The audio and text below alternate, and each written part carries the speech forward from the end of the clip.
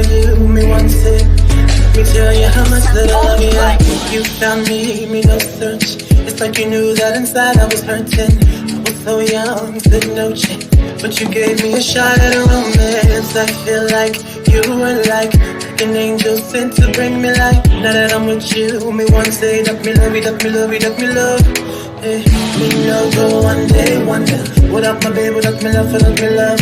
And I dance and sing and I sing because you make my life complete. Oh yeah, oh yeah, I can't believe that this is for me. Oh yeah, yeah, oh yeah, I can't believe that this is for me. Oh yeah. Shut up, shut up, shut up, shut up. Oh yeah, oh yeah, oh yeah, it's for me. Shut up, shut up, shut up, shut up, shut up, shut up, shut up, shut up, shut up, shut up, shut up, shut up. Oh yeah, oh yeah, oh yeah, it's for me. I've never felt this way. So when they ask us, say, oh yeah, we're going all the way. So me, we have to love you all the time and things. Sometimes I wonder if the thing could cut us under to get under. I know. With your love in my life control that I lay down my life this way.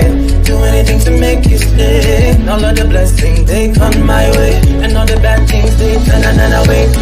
Sometimes life is such a scare. Your love gives me the strength to bear. Oh, shut up, shut up, shut up. Oh yeah, oh yeah, oh yeah.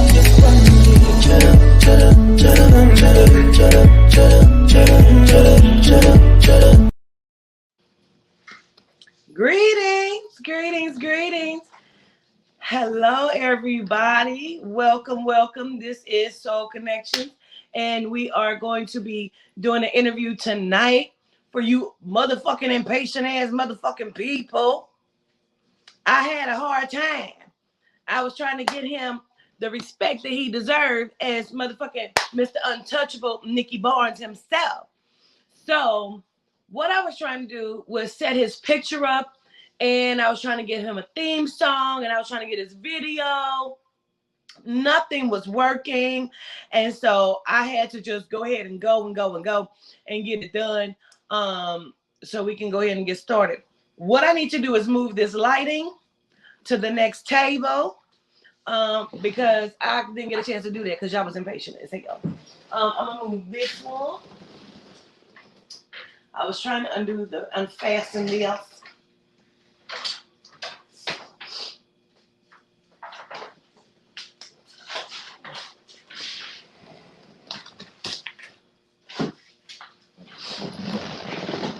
So this will be right here.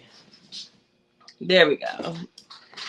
All right. Goodness gracious, y'all are impatient. Somebody talking about some bunch of fluff. I said, be patient or leave. And I mean it. He already telling me what kind of makeup to wear. I'm not listening. This is Soul Connections, and I am the host, Quatita D. And anybody gonna keep telling me and rushing me and shit. Because I'm trying to make it do what it do, baby. Okay? And period. So we have Mr. Leroy Nicholas Barnes joining us this evening. And we're supposed to have Frank Lucas come in as well. However, baby, let's talk about it. Mr. Barnes told me, and I was watching his documentary earlier because he wanted me to make sure I did research on him so I'll know who he is thoroughly, right? And so what happened was, at the end of his documentary, they stated that he was upset about the movie American Gangster. And he said that he felt like the movie should have been about him. And so I wanted to give him the respect that he deserved, which is why I was trying to set his music up and get his picture up, but nothing was working. It kept trying to make me convert it over to the MP4, and I had done that, and it still wasn't accepting it. So it was a lot going on while I'm sitting in the towel trying to get myself together, okay? And so nothing happened with that. So I felt bad, but he kept telling me he not necessarily wants Frank Lucas to come in today because he felt like Frank got the clout that he deserved, and he want his time in his spotlight. And as y'all know, sometimes the souls come in and they will say that. And he has been waiting a long time for his opportunity and his shot. So we're going to allow him to come in and do that. So we have Leroy Nicholas Barnes, a.k.a. Mr. Untouchable, a.k.a. BKA Nicky Barnes. Yeah, come on in, have a seat.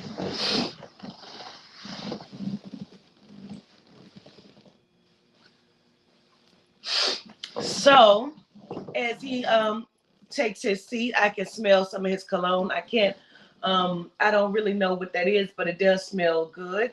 I was trying to register it in my mind of what cologne that was. And I'm just not for sure. So but he does smell good, and he looks like fairly tall to me because I'm not as tall as people think that I am.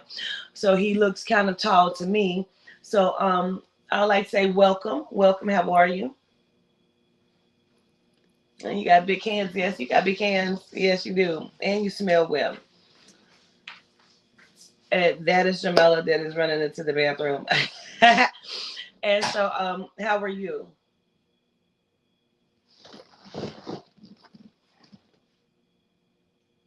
All right. So Mr. Barnes has on the infamous gray suit that he usually comes to me standing in. And yes, I did research on you. He is sitting back with his legs crossed like this, very poised, and handsome, if I must say so myself. He's very handsome to me. So I didn't necessarily prepare any questions for you because I kind of wanted it to just roll off of whatever it was that I saw, whatever maybe the audience would ask, and whatever Jamela may have to ask. Okay, so he's speaking about Jamela, and he keeps telling me, which he has said before, that um, if I was around in his physical time, that he finds me attractive enough that I might have been someone that he would have, dealt with at some point. And so gratitude for that because period. Okay. Jamela, can I use your book, please? And I know Jamela had prepared some questions. So we do have Nicky Barnes here, but so are you not gonna let Frank Lucas come through? He said, well, first of all, I like to say, he says, thank you for allowing me to come in. And he says, welcome to his energy.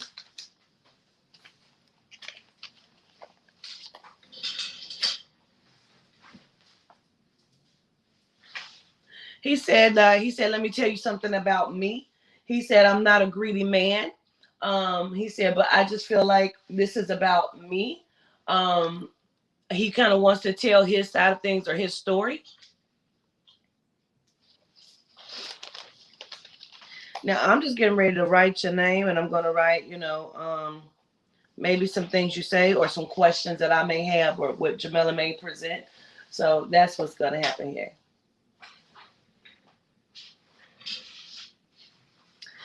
He wants to touch the side of my face, child. Okay. He is very flirtatious, but I got you. I understand it completely. Where I want to start, wherever you want to start.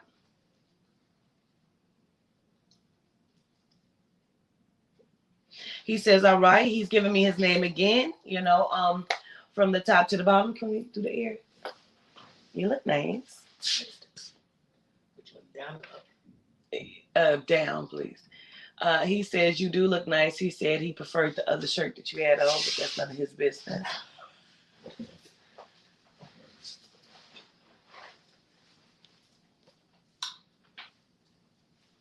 He's talking about growing up, wanting things, needing things. He said, but that's kind of stereotypical about that kind of life and that time.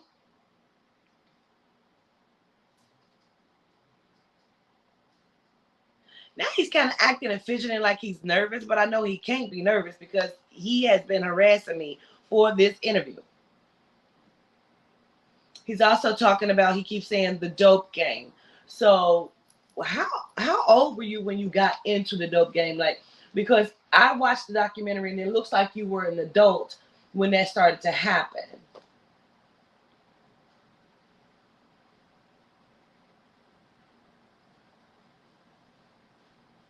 He said he was an adult, but he said he was like 13, 14, 15 years old running around doing things. He says not big transactions or things like that, but he was just a kid running around doing things, trying to make things happen. He said didn't like to be broke, didn't want to be broke, especially in those times, but you know, it is what it is.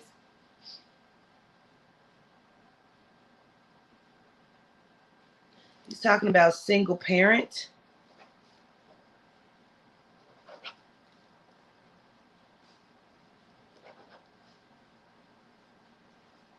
He's also talking about witnessing things, like he witnessed a lot of things as a youngin, as a teenager, growing up. He witnessed some things, got into some trouble himself, not big trouble, but he got into some things.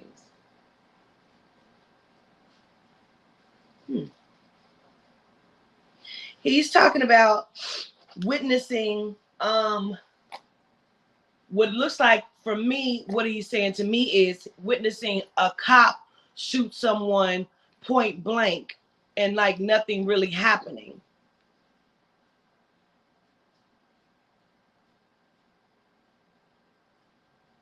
He said it was a lot of tragedies that happened around those times. Now he looks nice. He is well shaved. Well shaved. He's brought himself back to youth, but he still looks aged, but he looks like himself. I guess that's kind of hard for me to describe because I did not know him in life. But the pictures, like, he doesn't look like an old man. He looks like he would have been like in his 30s or 40s, late 30s, early 40s, I should say. Where's your questions? Because he's asking about that. So I have them. Okay, I'll let you get them out, and then I'll just use the book for the notes as well. No, I did not do the blonde hair for you. That just happened yesterday, but I appreciate it if you thought I did it for you. So on top of seeing things like that, like the police or cops, like, what did that do to you or for your psyche as a young person growing up, or however age you were when you seen that or you witnessed that? Like, what was that for you? He says that's everyday life. He said, well, he has on a watch, and he's like, well, that's just everyday life, back then at those times. For some reason, he keeps referencing Cornbread Earl and Me, that movie with Lawrence Fishburne. I don't know why he keeps referencing that, but he does keep referencing that movie.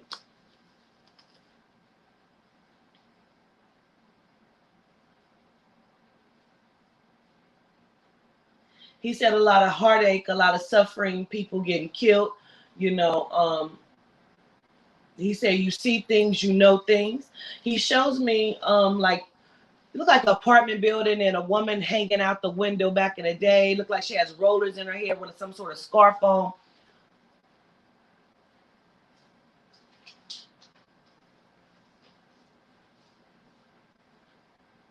It's very weird. Like, I don't really know where he grew up at, but I keep seeing what looks like New York to me, or something that would resemble New York, because I see apartment buildings with like New York, Chicago, or something, because that's what it looks like to me. I did do my research, but I do not remember. I try not to do too much research. That is the point of all of this. Okay?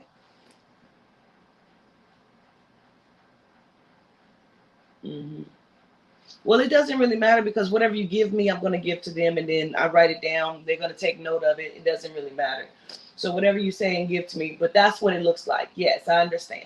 So I see like the short shorts on little boys playing basketball on the streets and the afros and like I don't even know how to describe what it looks like. I say a Kango hat, but maybe it's not a Kango hat. He's showing me scenery of the block or streets. You know what I'm saying?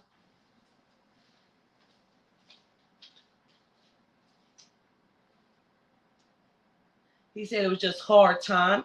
He's talking about being able to go into buildings and smell food and, you know, he's talking about penny candy and petty dope dealers and things not really being known as far as the drug circuit, although things were happening in the drug circuit at those times.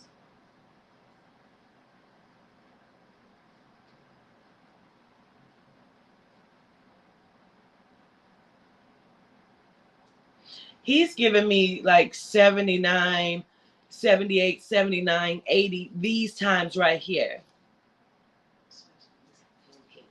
Huh? Especially when you say penny candies. Penny candies. Okay. Yes. Okay. He says you're kind of his flavor as well.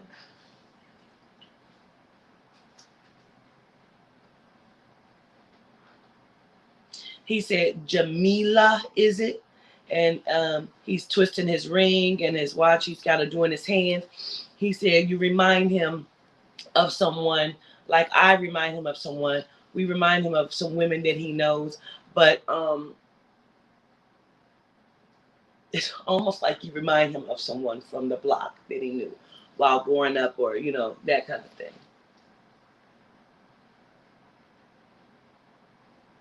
He's also talking about being at clubs or spots like that, but not like enjoying himself, not really partying, because he's looking and he's trying to figure out how to make moves and what moves he needs to make to grow into whoever Nicky Barnes was. What made you come to me? I'm gonna have Jamila, and it's Jamila, but I'm gonna have Jamila give some of her questions as well. But what made you come to me? Because you came to me. We were in where's we at, in like Florida or something? Where's we at when he first came? And I kept saying Dominique Barnes, and then Rocka said, "Are you talking about Nicky Barnes?" I think we were in Jersey. Jersey, maybe.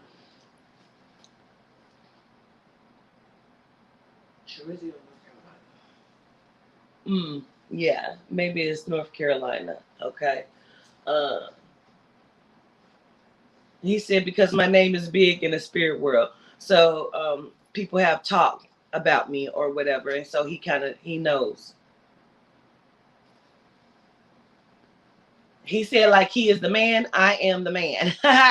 So I would be the man, the woman of the spirit world.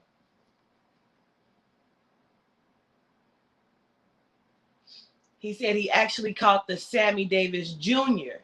interview and he was interested. Because I was going to wear this little dress that Toddy had bought me, but he was very specific for me to wear this blouse that I just bought from Lola's Closet on Galbraith in Cincinnati. Let me plug. Because it almost is similar to the shirt or the dashiki. It was colorful, like in green, like this, the dashiki I did when I was with Sammy. So what's one of your questions that you have that you would like to ask? About how you feel about females, in that game at that time. That's interesting. He said shit, it was a lot. He said it was a lot of them in the game. Well, we watched something earlier where Frank Lucas, he was in his older age and he was doing an interview with some genomes. And that's genomes are white people. I don't know if you know that. I don't know. However, it is genomes, and he was saying to a female, like, go in the house, you're a girl, you're not no gangster, go in the house. Oh, my head is hurting right now.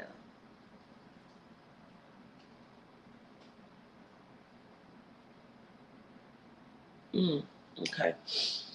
I feel like I have somebody else trying to come in because my head is starting to hurt. No. But so I guess that's why she's asking, like, you know, what's your thought on females being in the game? You said there were a lot.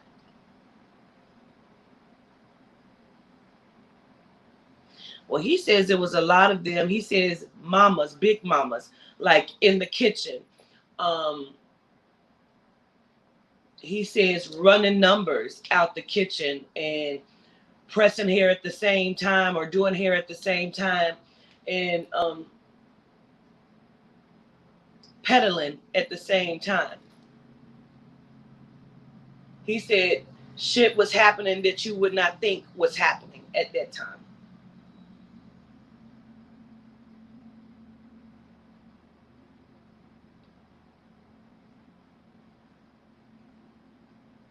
He said he necessarily didn't deal with children, you know, like young people dealing with dope, but he said grandmothers, mothers, you know, he said women that you would not think would be doing these things are doing this. Did he have any connections to, like, was he dealing with anybody that wasn't talked about business wise? He said, yeah. He said small time smugglers. That's the way he said it, smugglers. And then he says petty thieves. He said like Frank, who then became something. Um, he said again like kitchen mothers. Then he shows me a kind of a heavy set thick woman that's kind of my complexion. But she looks like a stud, like a, you know, a lesbian. Um, he said then he grew and he minimized certain people that he dealt with. Um, like when he started dealing with the Italians, he says, and the Jews. So you mean Jews? Jews like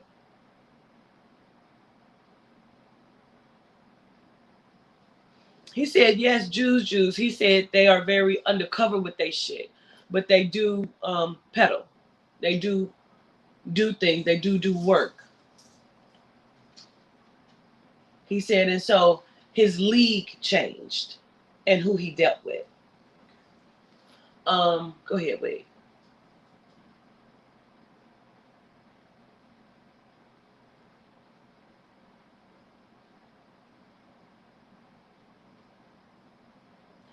He's saying that some of the dope money that came through his hand belonged to someone, he said, who was small time and then became big time and owns high-rise buildings in New York now.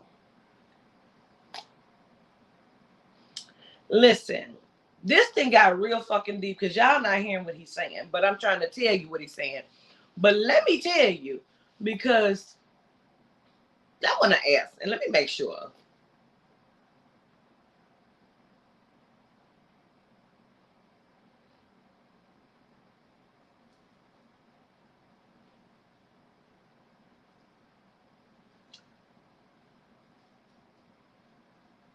He's telling me this. He said that his products not only touched New York, they touched Jersey all the way to California and wherever else was needed. Um, he's saying words like Nicaragua, Nicaragua. I don't know how to say that. Nicaragua. I don't know. It sounds right in my mind when he says it, but then I can't say it back. He finds that funny. I'm really trying. I'm not even being funny. I swear I'm really trying to say it. Mm-hmm.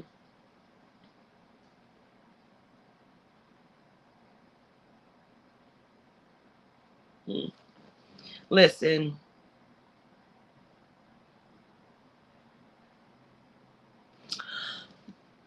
Allegedly, all of this is, I have to say, is allegedly. Okay. So allegedly,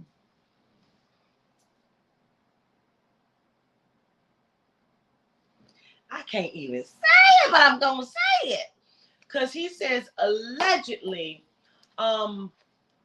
Trump's money. Oh my gosh, I knew you was going to say it. Trump's money ain't all from buildings. Okay?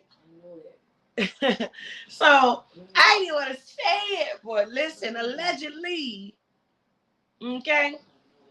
When you said the buildings, the high rise, because at that time that was him as a younger man and his father, they were dealing with doing things like that. Really? Mm-hmm. Oh, I didn't even know. I didn't even want to say that shit. But okay. Well, he keeps saying that. And I'm glad you said it like that because he's telling me it's not just baby Trump, it's the father too, like the family were involved in things like that. Allegedly. They did a lot of real estate and a lot of other stuff, underhand stuff. Because he's also saying he provided for industry parties or like the industry and things like that. That is also true because they threw parties for a lot of celebrities. Really? Mm-hmm. See, I didn't even know that. See, that's why I didn't want to do no research for real. But he wanted me to. That's why I only watched the video that I watched. I mean, like, it's like the only reason how I know a little bit is only because I live in, I come from New York. Yeah. Hear more. Yes. Yeah, because I have no idea. But I can't, I'm floored on that shit. Okay. Now, I know you had some more questions, so go ahead with another question.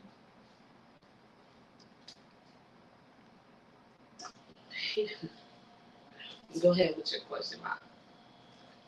He wants your question then. Would you have changed anything differently that you have done? I think that's a very good question. He said no, because he lived the life that he wanted to live. Period. He said, wait, because he said, he's sitting like this, y'all. He's sitting like this. He said, and Frank is a bunch of bullshit when he said that earlier in the video that you watched. He said Frank was a bunch of bullshit. He says, I smell good. He said, I smell good. He said, listen. He said, you get one life and one life only, and you live it the way you want to live it. He said toward the end of his life, things for him had changed. But he always was all right with the life that he lived. He says, okay, I understand that part. He said now he may regret doing some acts, okay, where he could have shown favor to people. It did not have to end in a casualty, but it did. And so he said, for that, I regret some of that because, you have to answer for those things inside of the spirit. So would that be as far as selling your product and knowing how it affected the community that you lived in? That's a good question.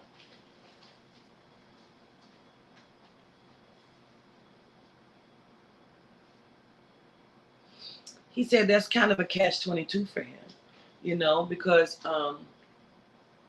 he said he was hoping we didn't even ask that question, first of all. Second of all, he says that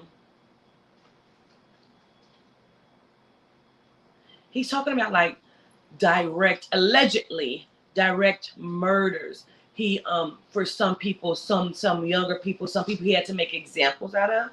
So other people didn't try to overstep where they should not overstep. He also says if my time of right now was in his time of right now and we were buddies, a lot of the people that have come up against me, he would have took care of for me. And he says, but as far as that,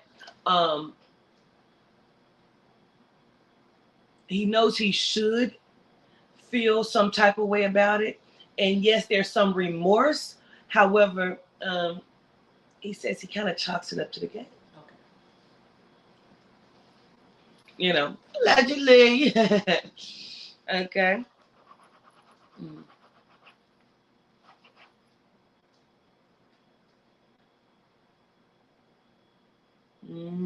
Well, I understand that too.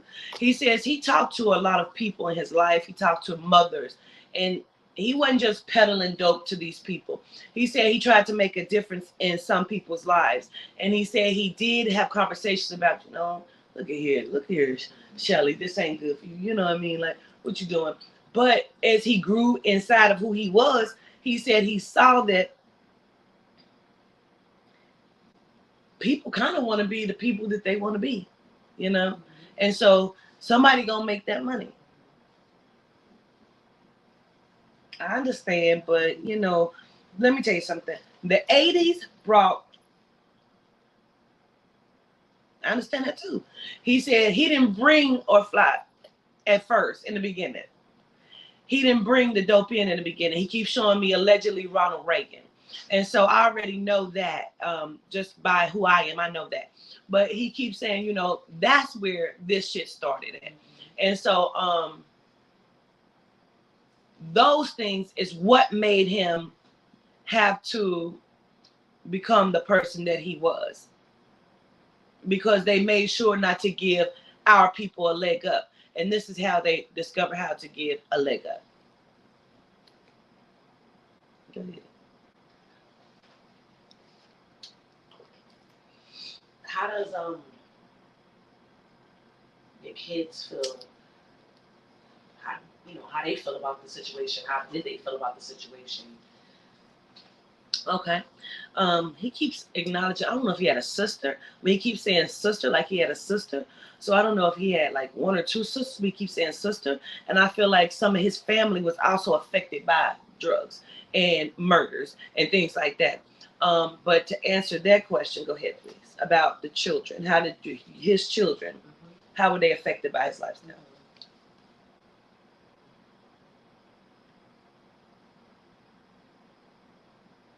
Okay.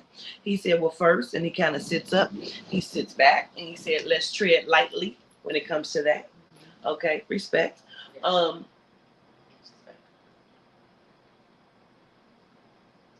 he says because his children, I guess, are still living, and he has grandchildren and great grandchildren.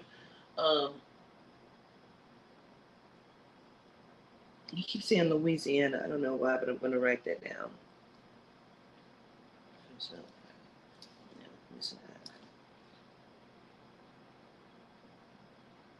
he said they were affected in many ways because in many ways their lives changed. He said not once, not twice, several times in their expansion of their experience of life. Right. He says because in their growing up,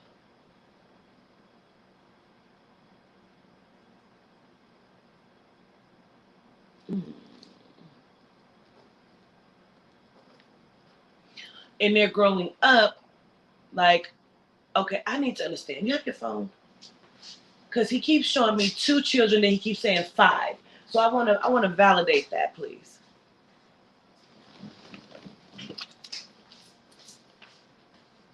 They don't really say anything. Like, I want to know how much of it was more a lie than it was the truth. He's going into it, but I want to validate that. I don't know if he has 5 children and 2 girls or what that is, because I want to validate what he's saying. Okay, I just got to. And I know they like to lie on people, you know. They like the more lies they put on it to, you know.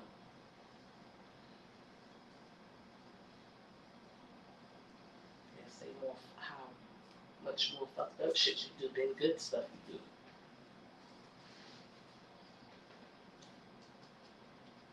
Yeah.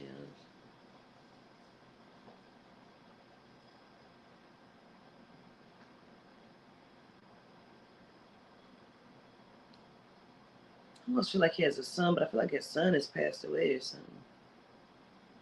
He has 2, Nicole Barnes and Ebony Barnes, but he keeps showing me like other children. Like I feel like there's 3 other children that's connected here. Okay.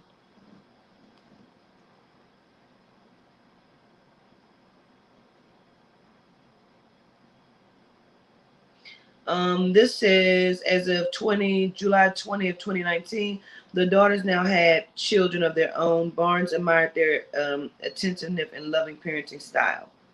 So now I'm going to go to the Wikipedia because I really want to know. Oh, you have a birthday coming up. Okay. Mine is October 24th. His is October 15th.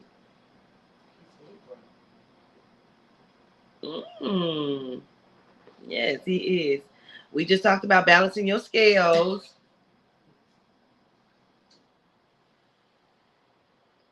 We'll talk about this too, about being a federal informant, because they love to say that. He said that actually is what led to his death, but there's a lot to that. So, okay. But it says biologically he has 2 daughters, but he keeps showing me like 5 children, because he says 2 and 5, and so I circled the 5, and then he had me underline 2. Okay.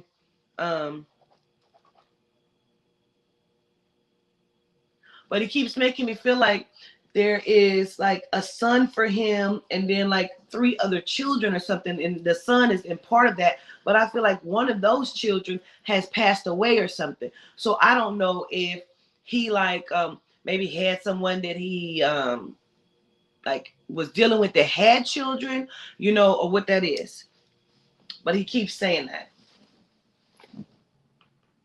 So let's go ahead and go back to how this affected them, though, because he was saying to me that like they never went without, they always had, because he had at that time.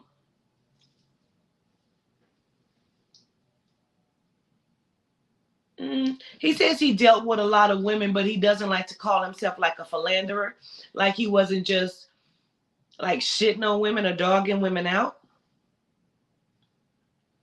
But I got a question, because I mean, okay. He says he dealt with a lot of women, and some of the women had children, but he keeps saying like Janice from Goodfellas. Now, if you've never seen Goodfellas, Ray Liotta plays a crime boss, if you will, and he was married, and they had 2 children, but he was dealing with a chick named Janice. Now, Janice didn't necessarily have children, but he keeps telling me like the woman he's talking about would have been his Janice when he was dealing with. But I feel like she had either another child or his child, or she had other children. Um, He says he was important to some other children besides his children.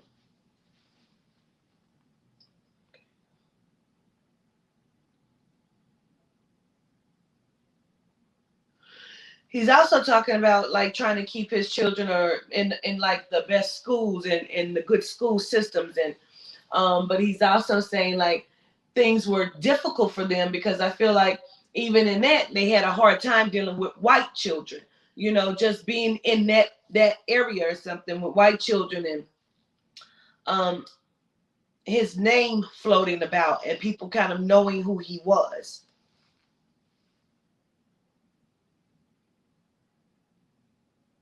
But he is also like saying that he allegedly, and again I have to say that this is all allegedly, that allegedly he also tried to keep things minimized for that reason. Like he did not really want to expose his children to it. He wanted them to have some sort of normalcy. He says he was split, like he was this person in the home, but he was also this person outside of the home.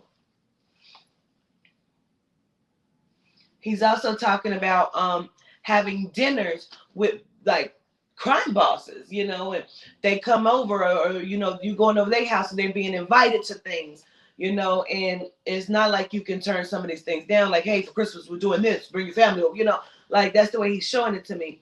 And so like I feel like they didn't know differences inside of that or something.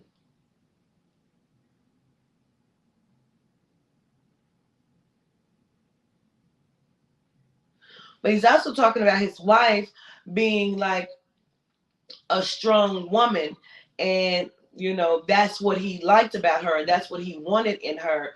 Like she wasn't just no cookie baking ass wife. She understood, and she understood money.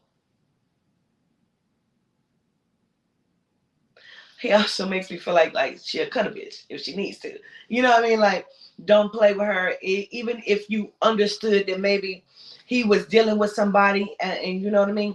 she was not to be disrespected, and he would not allow you to disrespect her either, is the way he's bringing it to me.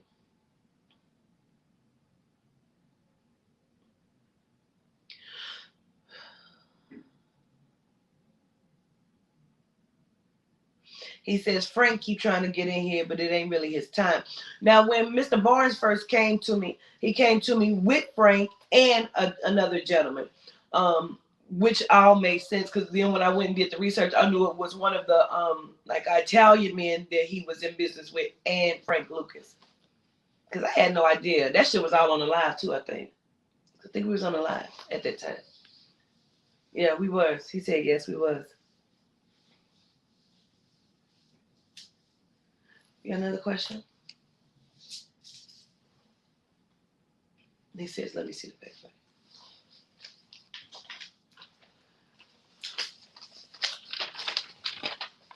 He answered the thing about women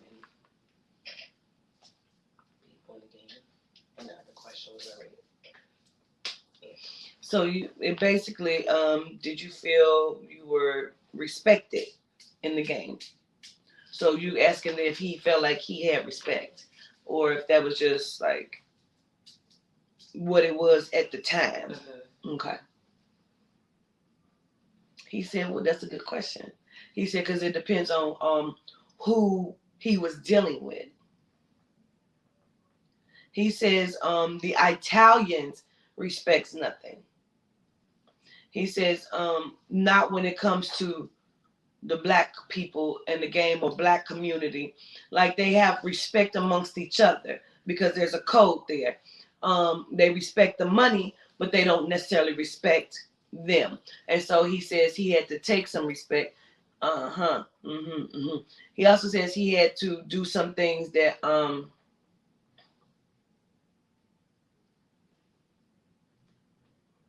later on led to, he keeps saying his demise, so I'm gonna say it that way, okay? Because even earlier when you said that to me, and they keep saying he died from cancer or whatever, and it wasn't reported to like 6 years later, 9 years later, whatever it was. Like,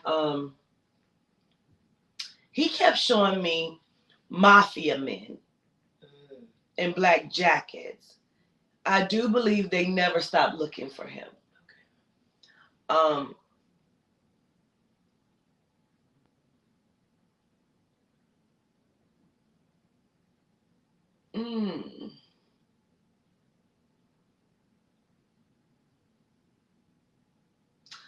This is the thing. He keeps saying that he was out the game, but he wasn't. Because he's basically saying you're never really out until you're out. Even being in the witness protection, because I feel like he still had to do certain things for allegedly the police department. Okay. You know? So does that go into you being a federal, like, informant?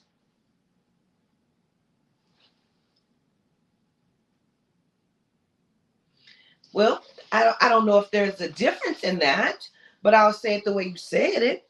He said he's never been a snitch, but he had to turn state's evidence. Okay? So I don't know if it's a difference inside of that, because it all sounds like snitch to me. With all due respect, I don't know how to put that any other way.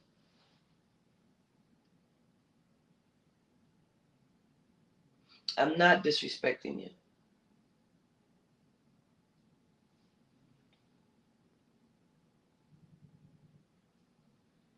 I understand.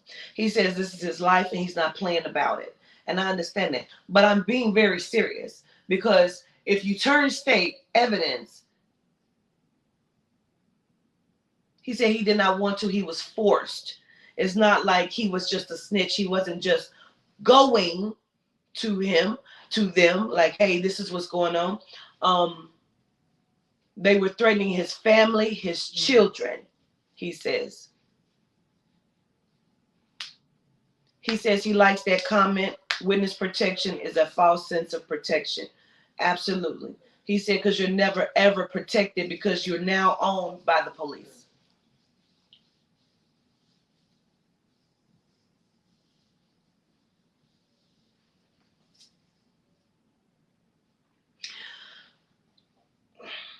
I'm gonna say what he said. And with all due respect, he said he has never been a fag. He does not lay with men.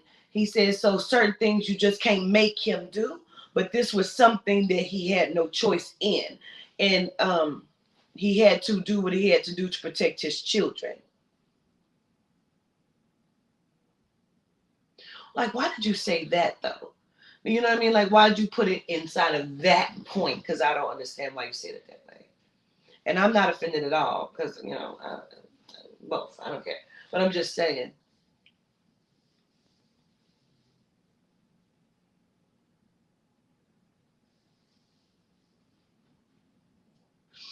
He says because people reference homosexual men with being soft, and there's nothing soft about him. He had to do what he had to do.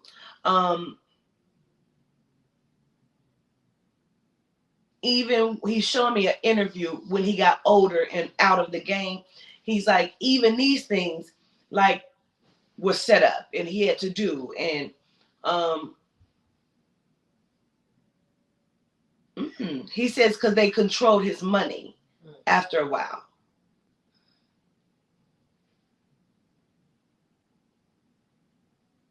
But they have more money than the police. So how did that really work out? Because I know that I don't know. He kind of laughed and he said, now you understanding what I'm saying. They controlled his money. He said he was never a free man. Oh, he said from the time he stepped out of prison, he was never a free man. Okay. He said never. He said he had a false sense of he was a free man, a false sense of being a crime boss. He said they only let you play ball until they don't. Yes, he said one misstep and it is what it is. He said he knew the game, he respected it. He also says that he understood that he was not completely Mr. Untouchable, although he thought he was. So inside of being Mr. Untouchable and the respect, so did you get the respect from the black community? Because you did consider yourself as Mr. Untouchable. So like, where does that come from? Where does that reference come from?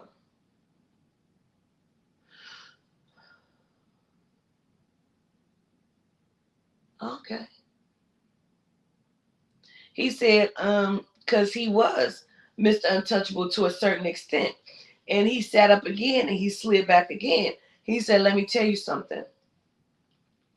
He said he understood that he wasn't always a free man, but he also understood he didn't give a fuck. And he had a reputation. And he says basically he could say what he want to say now because they can't do shit to him.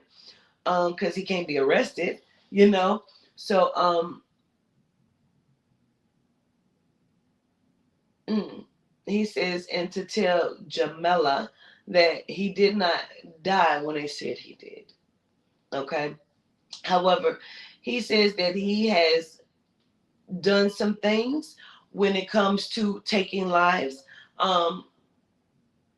He has taken plenty of genome lives, and some of them wore badges. And he said he put a hit. If they put a hit, he'd put a hit. And that's kind of what took him down because they felt like he was a big mouth nigga. He wasn't scared. And they wanted him to be scared.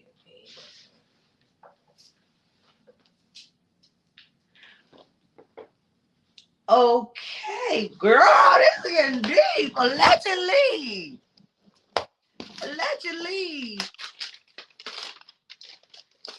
When you got a name like he got a name and you have people like Bumpy, who we learned about, Bumpy Johnson and Frank Lucas, he said sometimes there are monkey wrenches that are being thrown in the game. And so sometimes stand-up people who think they stand-up people, such as Frank Lucas, he says, allegedly put bugs in people's ear, you know, to get them. Yeah. Okay. So he had to deal with the disrespect from people that he also did business with, like people like him, like that he thought were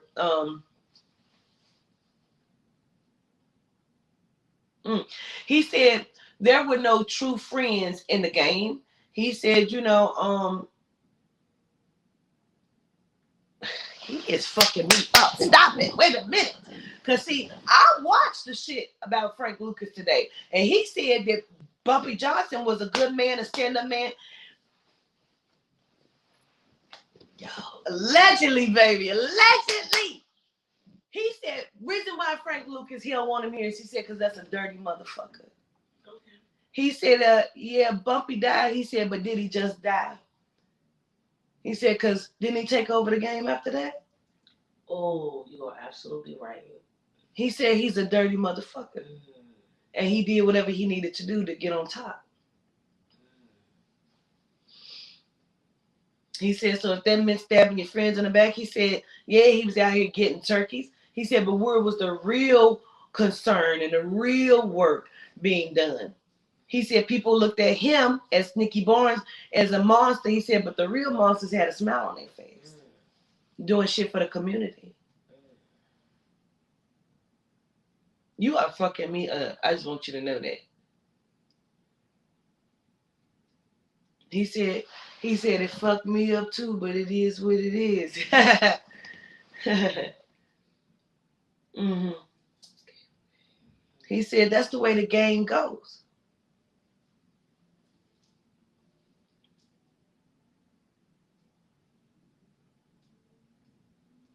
He said, and I don't want to speak too much on this because you won't allow him to come in and defend himself, and maybe we'll give him another time or something. I don't know. But he is saying that when you doing the work that Frank was doing and you getting tidbits, it can sometimes leave a sour taste in your mouth, especially when you're loyal. And you sometimes feel like you're being made to be a fool or things like that, allegedly.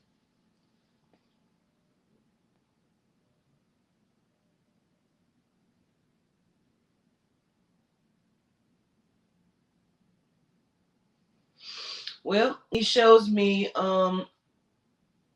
like a procession or a funeral service for Mr. Bumpy Johnson, and like he was well taken care of inside of that.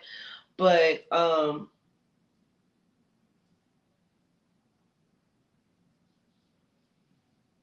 feel like Mr. Johnson died from some sort of something with the heart chest. Can we Google that? Because I feel like he was like given something.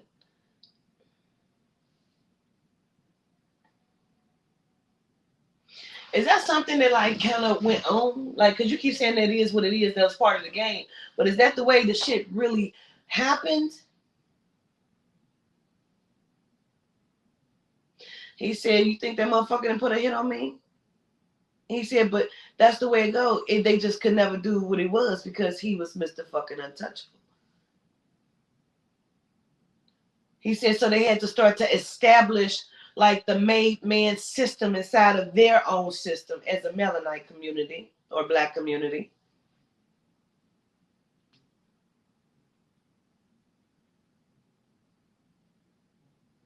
Congestive heart failure. Congestive heart failure. Yeah, okay. Bumpy Johnson. She says, Google says he died from congestive heart failure, which is what he's basically saying. Basically that he was given something that caused a heart attack or whatnot. Because in the documentary that we watched today, where Frank Lucas allegedly was saying, he said this, so it's not allegedly, okay? I watched the documentary. But he said that after Bumpy Johnson died, his mentor, he went and collected all of the millions of dollars that was owed to him and took over the game.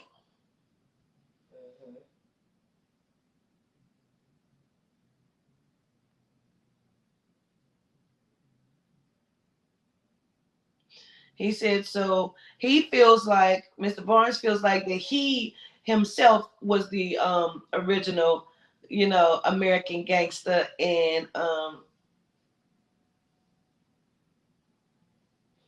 Frank Lucas was, someone he did business with. There was, he came up, he keeps calling him a petty peddler, or peddler, or petty thief, which he already acknowledged that himself, Mr. Lucas did. Um, he says, I'm not being no disrespectful way to him. He said, but it is what it is.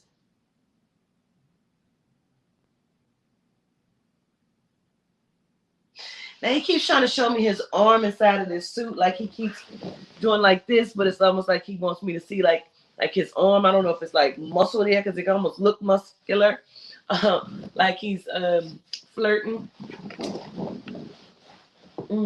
He said it's not like he is. He is.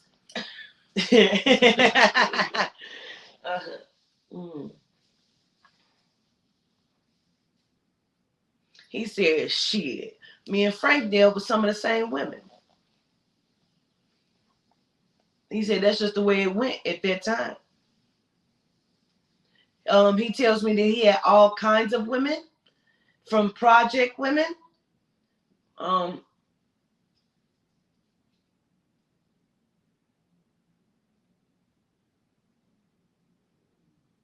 Italian women.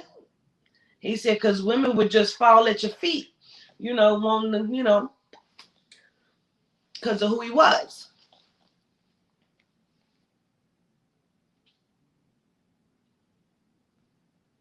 He said, but it was always business was more important to him.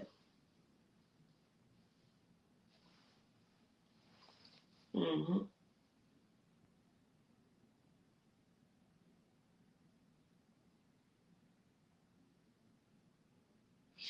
He keeps showing me, I don't know if she's Italian or Hispanic, but he keeps showing me this particular female, and then he keeps like giving her a pregnant belly. I really think he had a son by someone. Um,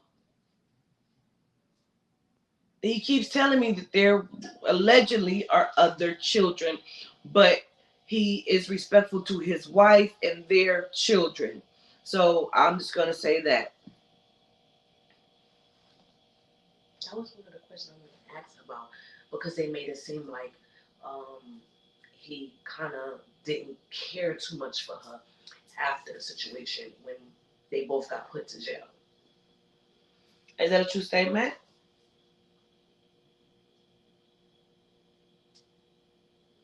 He said that's kind of difficult to say. He said because it's not that he didn't care for her, because he still respected her as who she was to him, but he said she changed in a way. He said, and I'm not mad about it because he took her through a lot.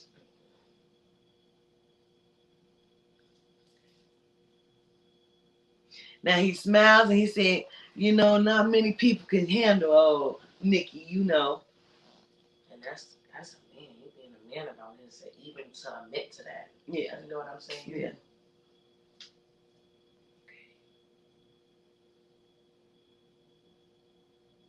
Like he keeps showing me like I feel like he really had feelings for. I feel like this lady's like Hispanic or Italian and stuff, but she has dark hair. Um,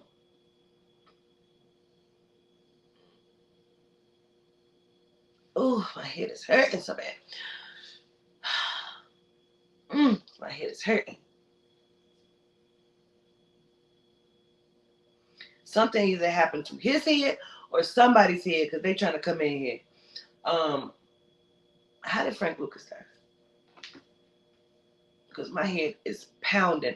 But he keeps showing me like needles, like somebody was shooting up, like this woman either had a drug thing and he really cared for her. He did not want her on the drugs. And I feel like she got pregnant or something. That's the way he keeps showing it to me. And it's like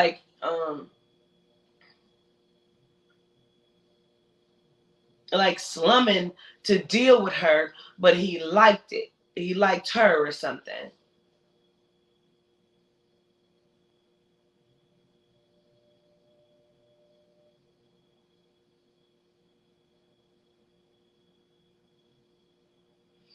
I don't know. How did Frank Lucas die? Yeah. That's what you said? Yeah. He said he died in 2019 due to a car accident which broke his legs. He died at 88. They don't really say. Which is why he was in the wheelchair. Mm-hmm. They don't like. I feel like something happened to his head. Because my head is pounding. I keep feeling like it's not Nicky. It's Frank. It says natural causes.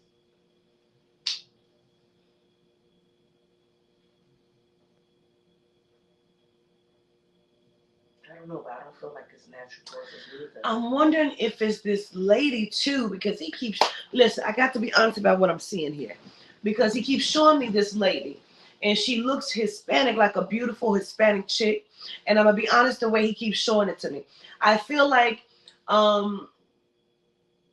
you know, people would bring him females. You understand what I'm saying?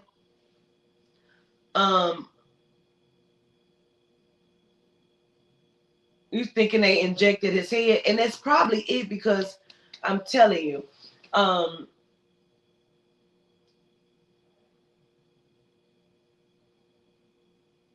you say the 19-year-old was shot he was dealing with. Oh, could be. Okay, maybe that's what that is, because I'm telling you, my head is pounding, and he keeps showing me. So I'm gonna go ahead and tell you. Wait, don't even say it, because I'm gonna tell you what I keep seeing.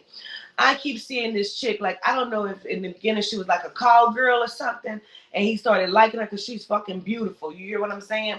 And she looks Hispanic to me, or Italian or something. And I feel like they would bring girls to them, you know what I mean, like escorts or something. And I feel like he had a liking to her. And so he started dealing with her. And I keep seeing him like go to her place and leave money on the table for her. But I feel like she was like a junkie or something, or she started using, and then I see her pregnant. And then I don't know if she didn't have that baby or if she had that baby. I'm not sure. But I keep hearing her upset that he won't be with her. And she's threatening to tell things. And then I see a pillow go over her face and a gun go to the pillow. That is what I keep seeing. And I do not know. But I'm going to fucking say that because that's the way I see it.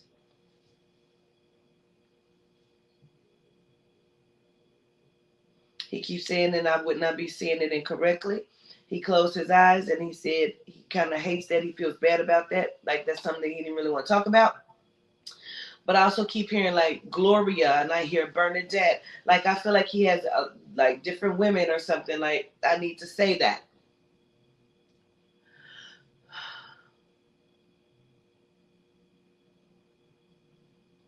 He says he was not to be fucked with. And don't threaten him ever, he says.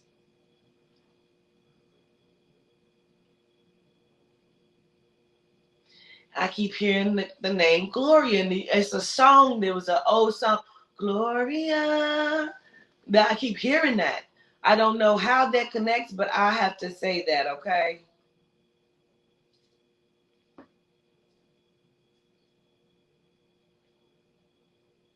He said he dealt with that kind of shit a lot.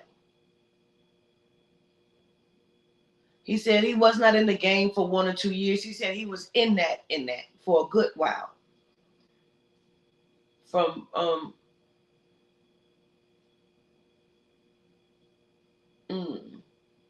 he keeps showing me the movie Blow with Johnny Depp, and he keeps saying like that is like the lifestyle they lived, like going places, doing things, flying here, flying there.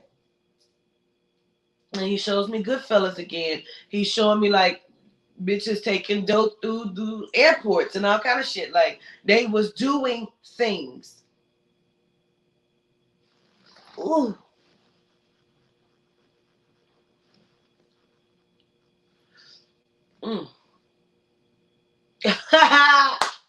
He got jokes. He said them lashes got stuck together, huh? Because I almost couldn't open my eyes up. Don't play with it. Don't play with it. Don't do that. Because they did. They stuck a little bit. It's okay.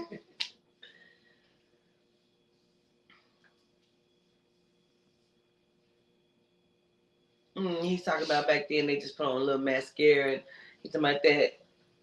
that eyeshadow. He didn't really care for it, so he didn't know what my makeup was gonna look like and all kind of stuff. Listen, whatever. I respect it. And he's telling me that the suit, I keep saying it's a gray suit. He said it's not a gray suit. It's like powdered or powdered blue or like something like that. He keeps saying. He said only the best.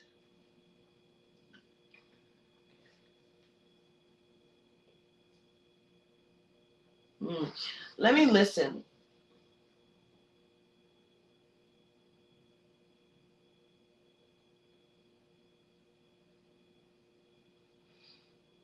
Well, okay, let's go. Let's get on into it a little bit deeper.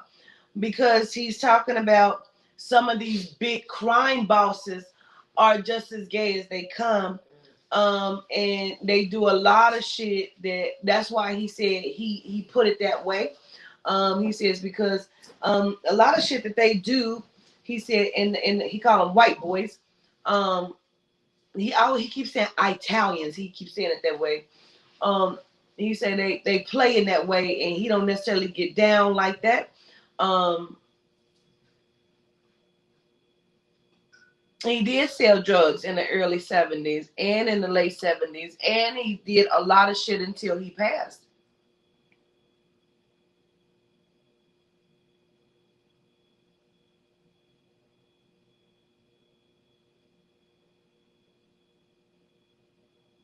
He said, you must not be listening. The game doesn't stop.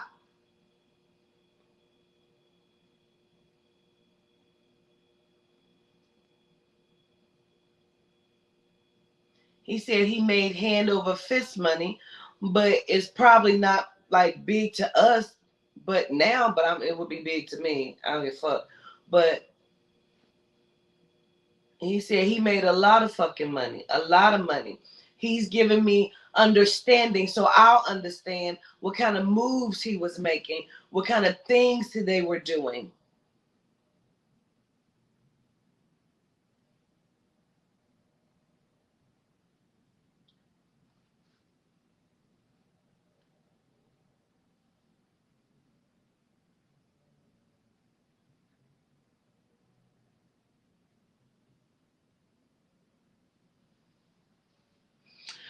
He's talking about his money being so long and so much that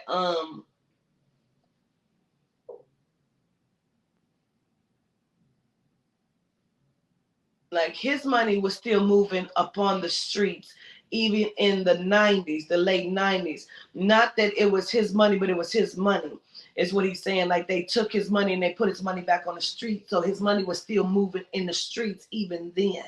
That's how much money he made, and that's how many moves he had made.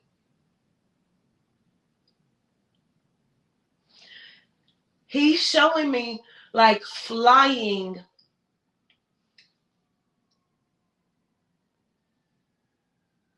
to somebody's, like flying out of the country and having meetings at a house on, like, it looks like a rooftop or some sort of deck outside, sitting with not just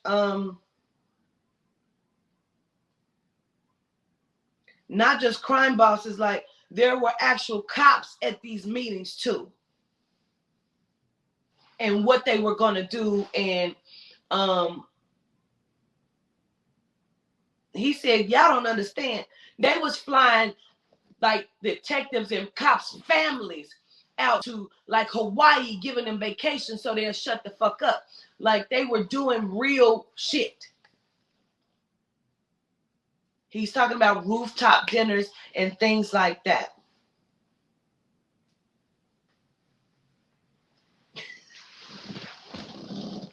He said, listen, he said, hey, that little boy keep running around here. I see.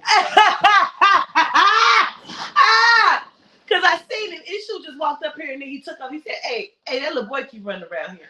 You see him, Mel? Mel said, I see him. I seen the shadow with that one. Play with your car, Issue. It's okay. He said, that's a big spirit.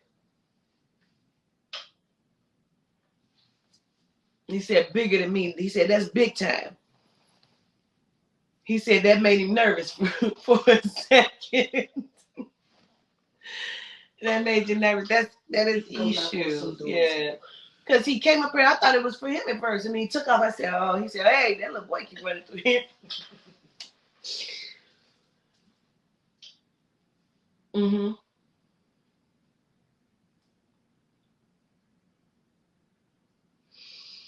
Yo, he kind of reckless though. He's talking about trap queens. He keeps saying that he respect them, but he basically said, allegedly, he just said this. Allegedly, he said he respect them because they get their money. He said, but in his day, he would have had them hoeing. Girl, let me put on some lip gloss.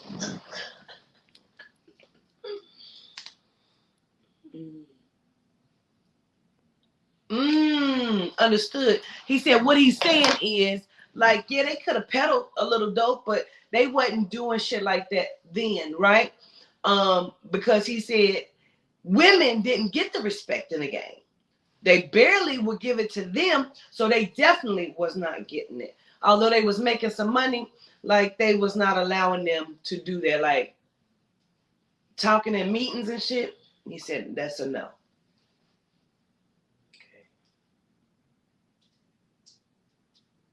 He said he respect the game though.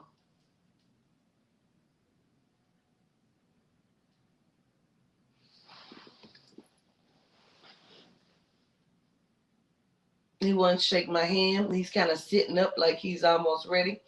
Were we done? Because I was enjoying the conversation. I want to get a couple more things out if that's possible. Gratitude.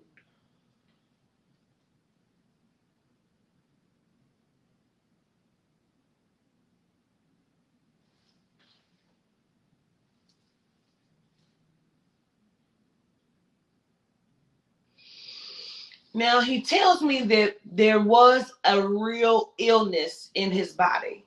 So yes, he really was sick, but he didn't just die. He was killed.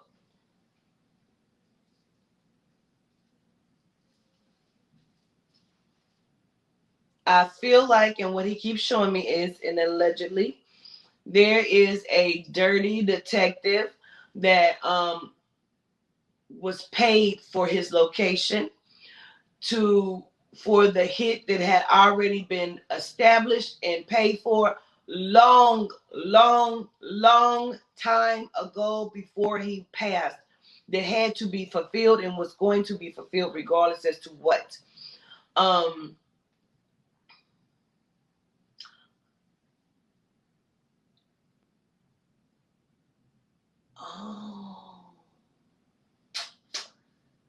which is connected to the young female he keeps showing me. What he said was he should have never been dealing with her because she was connected or she knew people or who like her family was or something, and like he was never supposed to be dealing with her ever.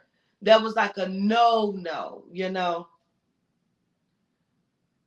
And whatever this is, it came back to haunt him, is what he keeps saying.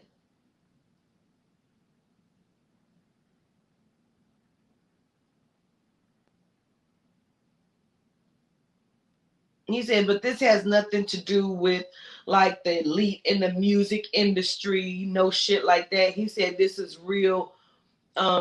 He said this is men business, street business, men business. But you had done interviews before. You had been out there. Like I seen the interview that you did in your older age, you know.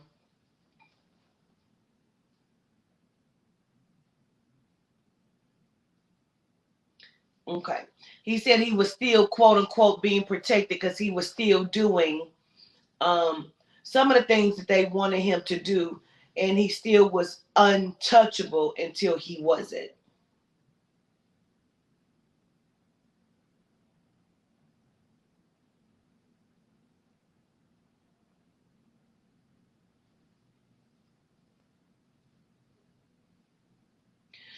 So basically, I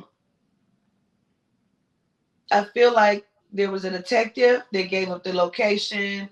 Someone paid him a visit. He did not die at that moment. He was not shot, nothing like that. They did something to his medication that he was on. He says it put him to sleep. They needed it to be proven that he was not untouchable.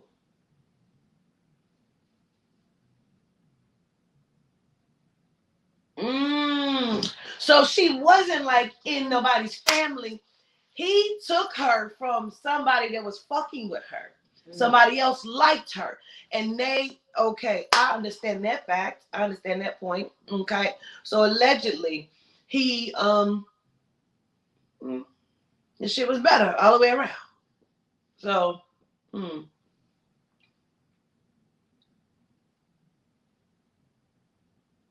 he keeps saying the name Tony. I don't know who Tony is, but he keeps repeating that name, so I'm going to say that.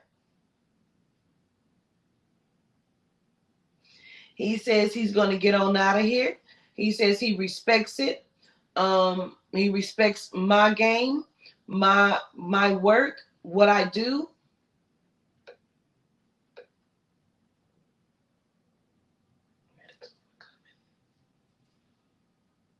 He tells me that I need to get my physical body, my vessel together, because he says they have a great plan for me.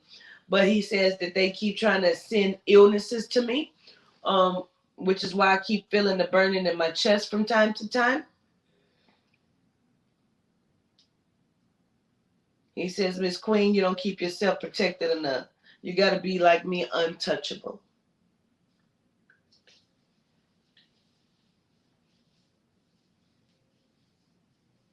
He's basically telling me that he's going to send his spiritual goons to make sure that I'm covered and protected, and I need to make sure that I'm protected. He also says that I have a good one. Stop, don't think, or don't ever think that that she's not here for me, because she's here for me.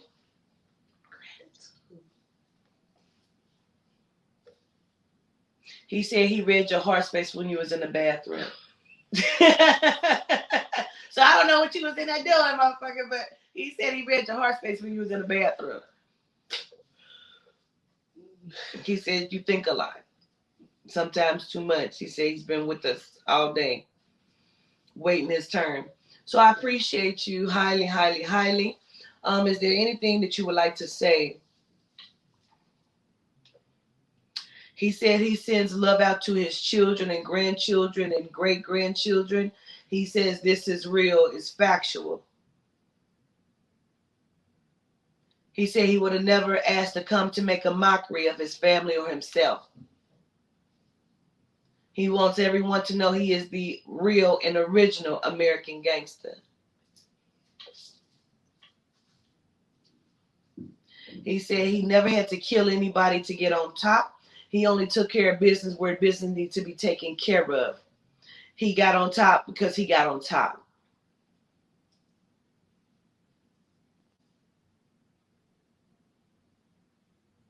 He seems fairly tall to me. And physically, fit or nice, and,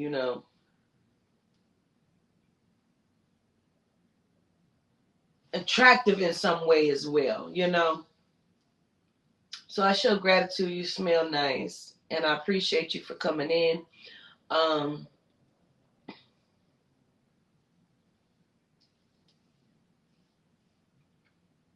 He has quite a few people over here. Some of them are peeking around this wall, doing that. And I show gratitude. Absolutely. I know it's going to feel funny, but he wants to shake your hand, Jamala. I know. Yes. Gratitude. He has big hands.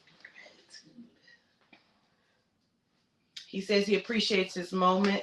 And back to you. He said, Frank, this motherfucker out here, he said, tell him to get his own spot. So he's saying it like why would he be afraid? I don't know. He has no reason to be afraid.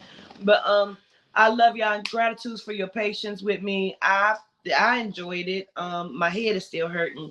So I still feel like I'm missing something. There was a lot that was being said that I hope that I translated good, and I hope y'all enjoyed the interview. So you said, what can you do? Provide extra protection. Child, keep me lifted in a high vibration and send your spiritual goons to cover and protect me as well. I'm going to keep asking my ancestors and deity to cover and protect me as well. And so I send love to you all. I appreciate you. That ain't how you reschedule with me, Caribbean. You schedule with me, you call me, you text me, and that's how to reschedule with me. Never do it again on my fucking live. This ain't the place. Have a good fucking night. Gratitude.